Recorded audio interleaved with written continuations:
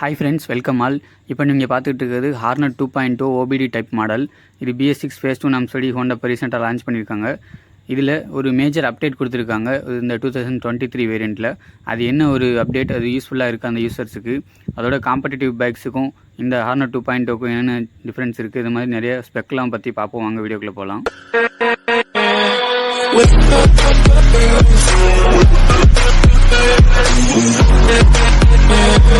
இந்த வீடியோ ஃபுல்லாக பார்த்துட்டு பிடிச்சிருந்தா நிறைய பேருக்கு ஷேர் பண்ணுங்கள். நம்ம சேனலில் புதுசாக பார்க்குறவங்க சப்ஸ்கிரைப் பண்ணிட்டு ரெகுலர் நோட்டிஃபிகேஷன் பெல் பட்டன் அமைக்க ஆல்ல பட்டுக்குங்க. கரெக்ட் சார், நீங்க நல்லவங்க. கரெக்ட் சார், நீங்க ரொம்ப நல்லவங்க. ஹோண்டா தரப்புலேருந்து ஹார்னட் 2.0 ஒரு 180cc செக்மெண்ட்டில் ஒரு இன்டர்மீடியட் ஸ்ட்ரீட் ஃபைட்டராக லான்ச் பண்ணிகிட்டு இருக்காங்க. இது வந்துட்டு ஏற்கனவே ஜனவரி அண்ட் பிப்ரவரியில் லான்ச் பண்ணிவிட்டு இப்போ ஸ்டாப் பண்ணிவிட்டு OBD 2 வேரியண்ட்டில் விட்டுருக்காங்க. இதில் மேஜர் அப்டேட்டாக உங்களுக்கு இன்ஜினில் ஸ்லிப்பர் கிளச் எல்லாம் கொடுத்துருக்காங்க, அதெல்லாம் நம்ம பார்ப்போம். அண்ட் மற்றபடி பாடி டைமென்ஷன்ஸ்லாம் பொறுத்தவரை and graphics details, seat length எல்லாமே எந்த சேஞ்சும் பண்ணல. அவுட்டர் கிராஃபிக்ஸ் மட்டும் மாற்றிருக்காங்க. நீங்கள் ஸ்க்ரீனில் பார்ப்பீங்க, ஓல்டு மாடல் ஜனவரி அண்ட் பிப்ரவரியில் வந்துச்சு, இதே 2023ல் ஒரு சின்ன சின்ன சேஞ்சை கொடுத்துருக்காங்க. பட் இன்ஜினில் ஒரு மேஜர் அப்டேட் இருக்குது, அதெல்லாம் நமக்கு தொடர்ந்து பார்ப்போம். பாடி டிமென்ஷன்ஸை பொறுத்தவரை அதே தான், ஒரு 142 கிலோகிராம் இருக்கக்கூடிய ஒரு பைக் தான் கொடுத்துருக்காங்க. Seat height, width, wheel base எல்லாமே சேம் தான், பழைய மாடலுக்கும் இருக்கும். அவுட்டர் கிராஃபிக்ஸ் மாற்றிருக்காங்க. இந்த ஹார்னட் இந்த ஒரு எம்ப்ளம் எல்லாமே நல்லா இருக்குது. ஒரு செமி ஸ்ட்ரீட் ஃபைட்டர் ஹோண்டாலேருந்து ஒரு அக்ரெசிவான ஒரு பைக்னால் இது ஒன்று தான். இதோட ப்ரைஸ் வந்துட்டு 1,40,000 எக்ஸ் ஷோரூம் திருச்சியில். அப்ராக்சிமேட் வேல்யூஸ் தான், உங்களுக்கு டிஸ்கிரிப்ஷனில் ஆட் பண்ணிடுறேன் டீட்டெயில்ஸ்லாம். ஹோண்டா ஹார்னட்டை பொறுத்தவரை அக்ரெசிவ்னஸ் இருக்கக்கூடிய ஒரு பைக் தான். ரைடிங்க்கும் சரி, சிட்டிங் பொசிஷன் அப்புறம் லுக்கு எல்லாமே இருக்கும். இதோட காம்படிட்டிவ் பைக்ஸ்னால் யமகாவில் இருக்கக்கூடிய MT R15 இது மாதிரி சொல்லலாம். அதே மாதிரி TVS Apache 200. இதோட கலர் ஆப்ஷன் வந்து 4 கலர் ஆப்ஷன்ஸில் வருது. Grey, mat blue, mat red, அப்புறம் வந்துட்டு ஒரு பிளாக் கலர் ஆப்ஷன் கொடுத்துருக்காங்க. இன்னும் வந்து இதோட செலிப்ரேஷன் வெர்ஷனாக உங்களுக்கு ரெப்சால் வர வாய்ப்பு இருக்குது இன்னும் ஒரு ஃபியூ மந்த்ஸில். வாங்க இப்போ இன்ஜினை பற்றி பார்ப்போம். இந்த இன்ஜினை பொறுத்தவரை 184cc இருக்கக்கூடிய ஏர்கூல்டு இன்ஜின் தான். இது BS6 ஃபேஸ் 2 நாம்ஸ் படி லான்ச் பண்ணிகிட்டு இருக்காங்க. இதோட ஸ்பெக்கில் உங்களுக்கு ஸ்க்ரீனில் கொடுத்துருக்கேன், பாஸ் பண்ணி கூட பார்த்துக்குங்க. இதோட மேக்ஸிமம் பவர் அவுட்புட் வந்து 17 பிரேக்கர்ஸ் பவர், டார்க்கும் 16.1 நியூட்டன் மீட்டர் ப்ரொடியூஸ் பண்ணுது. இந்த செக்மெண்ட்டில் ஒன் ஆஃப் தி ஃபாஸ்டஸ்ட் பைக்குன்னு சொல்லலாம். இதோட டாப் ஸ்பீடு வந்து 130 அந்த ரேஞ்சில் போகும். இந்த இன்ஜினோட ரைட் சைடை பொறுத்தவரை உங்களுக்கு ஹோண்டா இந்த ஹார்னட் 2.0க்கு ஒரு வழியாக அசிஸ்ட் ஸ்லிப்பர் கிளச் கொடுத்துட்டாங்க. இது நிறைய பிராண்ட்ஸில் ஏற்கனவே வந்திருந்தாலும் இந்த ஹார்னட் 2.0க்கு ரொம்பவே சூப்பராக இருந்துச்சு. நாங்கள் ரைட் பண்ணி பார்த்தப்போ இந்த அசிஸ்ட் ஸ்லிப்பர் கிளச்சை பொறுத்தவரை உங்களுக்கு இன்ஜின் பேக் அண்ட் டார்க் நல்லாவே மேனேஜ் பண்ணும். உங்களுக்கு ஹை ஸ்பீட்ஸ்லையும் சரி, இல்லை கியர் ஷிஃப்ட் டவுன் பண்ணுறப்பையும் சரி, நீங்கள் ஈஸியாக அண்டர்ஸ்டாண்ட் பண்ணிக்கணுங்கிறதுக்காக சைட் பை சைடு பழைய கிளச் அசம்பிளிக்கும் நியூ கிளச் அசம்பிளிக்கும் ஒரு டிஃப்ரென்ஸ் போட்டிருக்கேன் பாருங்கள். அந்த ஒரு டிஃப்ரென்ஸ் தெரியும் உங்களுக்கு. அசிஸ்டிவ் ஸ்லிப்பர் கிளச் அந்த யோக்கெலாம் மாற்றிருக்காங்க. ஜட்டர் ஸ்ப்ரிங் இந்த மாதிரி சின்ன சின்ன பார்ட்ஸ் எல்லாம் உங்களுக்கு ப்ரொவைட் பண்ணியிருக்காங்க. இன்ஜினோட லெஃப்ட் சைடை பொறுத்தவரை அதே 5 ஸ்பீட் மேனுவல் கியர் பாக்ஸ் தான் கொடுத்துருக்காங்க. இது சைட் ஸ்டாண்ட் கட் ஆஃப் ஸ்விட்ச் அந்த மாதிரியான சின்ன சின்ன விஷயங்கள்லாம் வருது. இது BS6 ஃபேஸ் 2 நாம்ஸுங்கனால OBD செட்டப் அந்த மாதிரிலாம் கொடுத்துருக்காங்க. அதை தொடர்ந்து உங்களுக்கு ஃபியூயல் எஃபிஷியன்சி, டைமிங் இதெல்லாம் மேனேஜ் பண்ணுறதுக்காக உங்களுக்கு புதுசாக இந்த ஹார்னட் 2.0லையும் உங்களுக்கு கிராங்க் பொசிஷன் சென்சர், அதாவது CKP சென்சார்ஸ்லாம் ப்ரொவைட் பண்ணியிருக்காங்க. நான் வந்து இண்டிகேட் பண்ணி காமிக்கிறேன் பாருங்கள். ஸோ இந்த மாதிரி சின்ன சின்ன அப்டேட் கொடுத்துருக்கிறது ஒரு நல்ல விஷயம் தான். CKP சென்சாரை பொறுத்தவரை ஹோண்டா எல்லா பைக்ஸ்லையுமே அவங்க இன்ட்ரடியூஸ் பண்ண ஆரம்பிச்சிட்டாங்க. ஈவன் இருக்கக்கூடிய 700க்குள்ளே லான்ச் பண்ணியிருந்தாங்க. நெக்ஸ்ட்டு அதை ஆயில் வெண்ட் டியூப் அந்த மாதிரி நிறைய விஷயங்கள் ஆட் பண்ணியிருக்காங்க. முந்தைய மாடல் கிளச் அசம்பிளியில் யூனிகானில் ஒரு பேலன்ஸ் கியர் டெக்னாலஜி யூஸ் பண்ணிட்டு இருந்தாங்க. அதே தான் ஹார்னட் 2.0லையும் வந்துட்டு இருந்துச்சு. அந்த கிளச் ஆக்ஷனுமே நல்லா இருந்தாலும் இப்போ ஸ்லிப்பர் கிளச்சு கொடுத்துட்டாங்க. ஸோ நீங்கள் டிராஃபிக்கில் தாராளமாக அப் ஷிஃப்ட்டோ டவுன் ஷிஃப்ட்டோ பண்ணிக்கலாம். இந்த சைலன்சர் அசம்பிளியை பொறுத்தவரை ஒரு சின்ன ஒரு டிசைன் சேஞ்ச் தான் கொடுத்துருக்காங்க. அந்த சைடில் ஒரு சின்ன சின்ன ஹோல்ஸ் அந்த வர மாதிரி, மற்றபடி எக்ஸாஸ்ட் பீட்டோ அந்த ஒரு டிசைனும் எதுவும் மாற்றலை. நான் ஏற்கனவே சொல்லியிருந்த மாதிரி பாடி டைமென்ஷன்ஸில் அவங்க எந்த ஒரு சேஞ்சும் பண்ணல. ஸோ இப்போ நம்ம வாங்க எக்ஸாஸ்ட் நான் அந்த எடுத்துகிட்டு வந்துடுவோம்.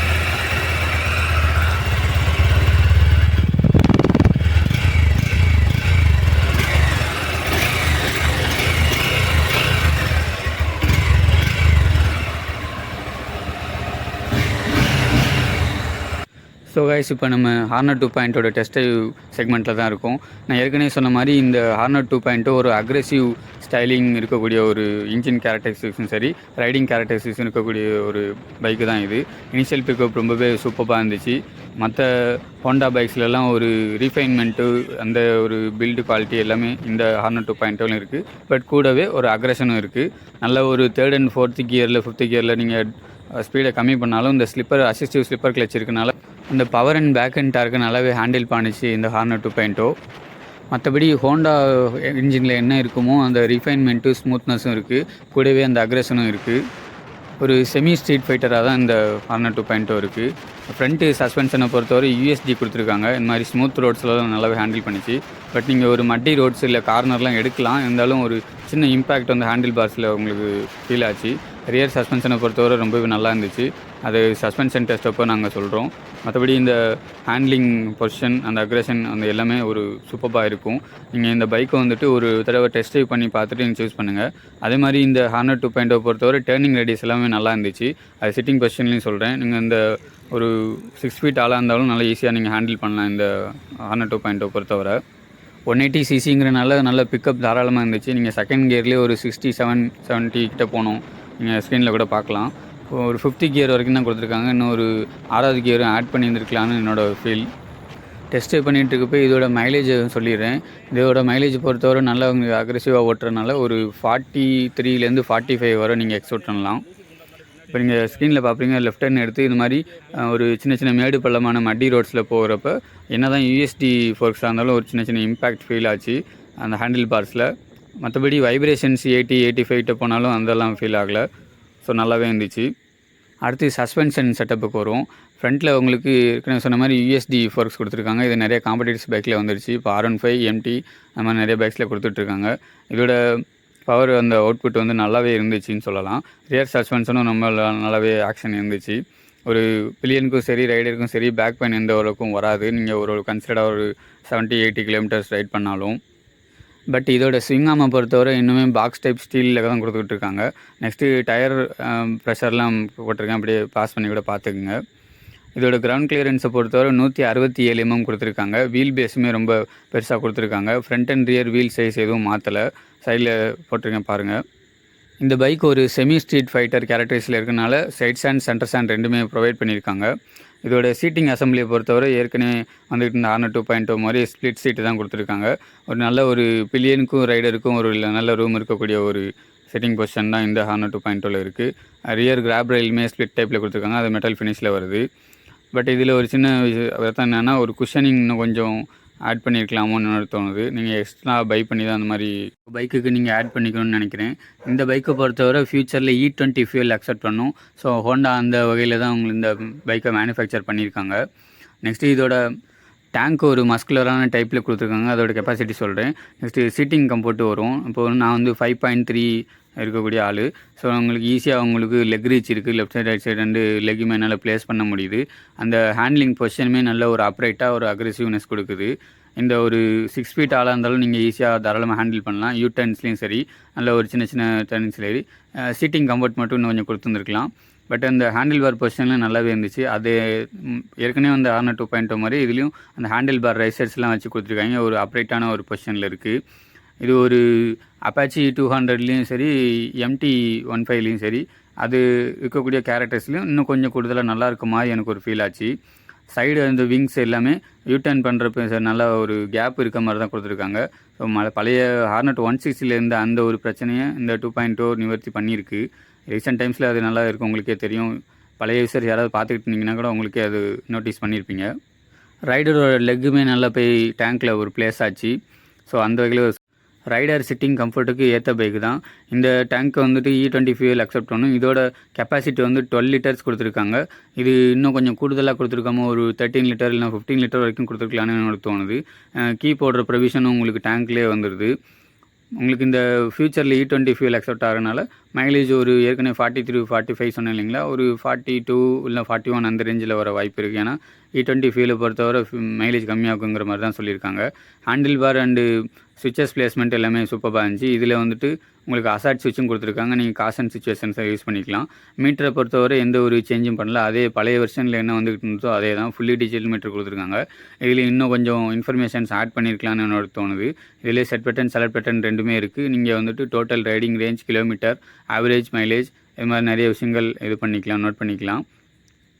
அது கூட உங்களுக்கு ட்ரிப் பி இருக்குது. ட்ரிப்பியை பொறுத்தவரை நீங்கள் ஆயில் சேஞ்ச் எப்போ பண்ணுறீங்களோ அப்போ நீங்கள் ட்ரிப் 0 பண்ணிக்கிட்டிங்கன்னா உங்களுக்கு யூஸ்ஃபுல்லாக இருக்கும். அதோட பேட்ரி வோல்டேஜ் எல்லாம் கொடுத்துருக்காங்க. நீங்கள் லாங் ப்ரெஸ் பண்ணி உங்களுக்கு ஏற்ற மாதிரி பிரைட்னஸ் செட்டிங்ஸ் வச்சுக்கலாம். அப்படி இல்லைனா உங்களுக்கு டைம் மாற்றிக்கலாம். இந்த ஒரு சின்ன சின்ன பேசிக்ஸ் இதுதான் கொடுத்துருக்காங்க. இது டே டு டே யூசர்ஸுக்கு போதுமானதாலும் இன்னும் கொஞ்சம் கூடுதல் ஃபீச்சர் கொடுத்துருக்கலான்னு என்னோட தோணுது. நெக்ஸ்ட்டு இண்டிகேட்டர்ஸை பொறுத்தவரை அண்ட் லைட்டிங்ஸை பொறுத்தவரை எல்லாமே எல்இடி செட்டப்பில் தான் கொடுத்துருக்காங்க. ரியர் எக்ஸ்ஷேப்பில் ஒரு டைலைட்டும் ஃப்ரண்ட்டில் அதே ஒரு டிசைனில் இருக்கக்கூடிய ஒரு ஹெட்லைட்டும் தான் கொடுத்துருக்காங்க. இந்த தடவை ஹோண்டா பவர் இன்க்ரீஸ் பண்ணியிருக்காங்கன்னு கேட்டிங்கன்னா இல்லை, அப்படியே தான் கொடுத்துருக்காங்க. அதே பழைய வெர்ஷனில் என்ன ஒரு ஹெட்லைட் பவர் இருந்துச்சோ அதே மாதிரி தான் கொடுத்துருக்காங்க. பட் இந்த எல்இடி டிஆர்எல் வந்துட்டு கொஞ்சம் பவராக இருக்க மாதிரி எனக்கு தோணுது. இப்போ நான் வந்துட்டு ஒரு டார்க்கான கண்டிஷனில் எடுத்து வந்திருக்கேன். இப்போ இந்த வாலுக்கும் இந்த பைக்குக்கும் ஒரு 5 ஃபீட்டு தான் இருக்கும். மோஸ்ட்லி 5 to 10 ஃபீட்டில் தான் ஒரு கவரேஜ் உங்களுக்கு தேவைப்படும். ஸோ நீங்கள் பைக்கை ஆன் பண்ணிட்டு பார்த்தாலே தெரியும், அந்த டிஆர்எல் லைட்டுமே கொஞ்சம் ஒரு பவர் இன்க்ரீஸ் பண்ணியிருக்க மாதிரி தெரியுது. மற்றபடி ஹெட்லைட் பவர் முன்ன வெர்ஷனில் என்ன இருந்துச்சோ அதே தான். லோ பீம் நல்லாவே ஒரு பவர்ஃபுல்லாக இருந்துச்சு. பட் ஹை பீமில் வந்துட்டு பவர் இன்னும் அதிகமாக ஆகும்னு எதிர்பார்த்தேன். பட் அந்தளவுக்கு இல்லை. லோ பீமில் என்ன பவர் இருந்துச்சோ அதே மாதிரி தான் இருந்துச்சு. பட் வந்து ஸ்ப்ரெட்டிங் அந்த வீவிங் ஆங்கிள் ரொம்பவே நல்லா இருந்துச்சு. பட் இது ஹைவேஸில் எந்த அளவுக்கு பர்ஃபார்மன்ஸ்னு தெரில, ஏன்னா நைட் ரைடு நாங்கள் வந்துட்டு டெஸ்ட் பண்ணி பார்க்கல. ஸோ நீங்கள் வந்துட்டு டெஸ்ட் ட்ரைவ் பண்ணி பார்க்குறப்ப அதையும் நீங்கள் கன்சிடர் பண்ணிக்கலாம். காம்படிட்டிவ் பைக்ஸு MT-15 இல்லை அப்பாச்சி கம்பேர் பண்ணுறப்ப இதுவும் டீசெண்டாக தான் இருக்குது. ஸோ ஹெட்லைட் பவரை பொறுத்தவரை உங்களுக்கு டீசெண்ட் தான். ஃபைனலாக இதோட ஒன் லைனில் சொல்லணும்னா உங்களுக்கு லோ பீம் வந்துட்டு நல்ல பவராக இருந்துச்சு. ஹை பீம் வந்துட்டு வீவிங் ஆங்கிள் அதிகமாக கிடச்சிச்சு. இதுதான் ஒரே பாயிண்ட்டு. ஸோ இதுதான் அந்த ஹெட்லைட்டை பொறுத்தவரை.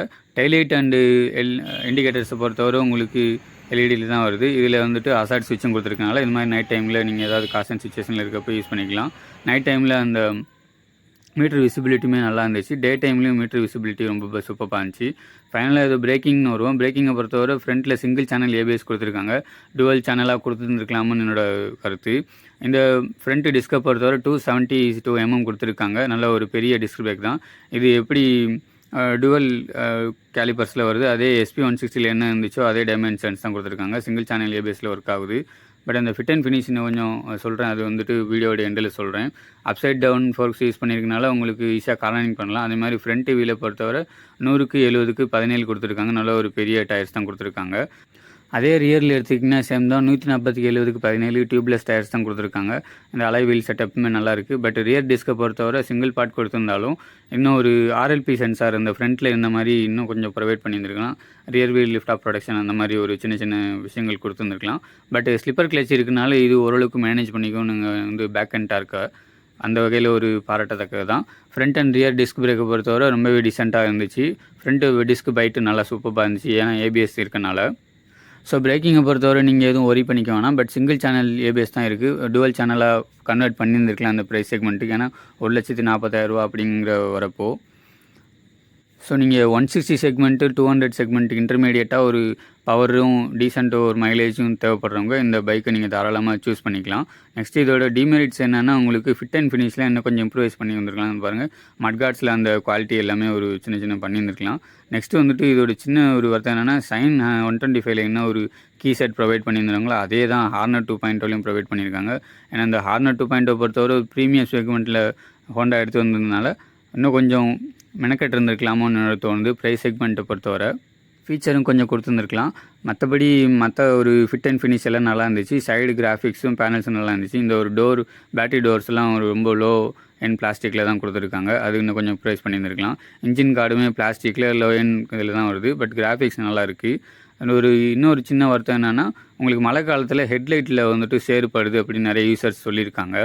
அதை நீங்கள் கன்சிடரேஷன் பண்ணி தான் ஆகணும். நெக்ஸ்ட்டு ப்ளஸ்ன்னு பொறுத்தவரை உங்களுக்கு இன்ஜின் வந்து ஸ்மூத் ரிஃபைன்ட் அப்புறம் அக்ரெசிவாகவும் இருக்குது. ரைடர் அண்ட் பில்லியனுக்கு ஒரு ஏற்ற கம்ஃபர்டபுள் இருக்கக்கூடிய ஒரு பைக் தான். பிக்கப்பும் நல்லாவே இருக்குது.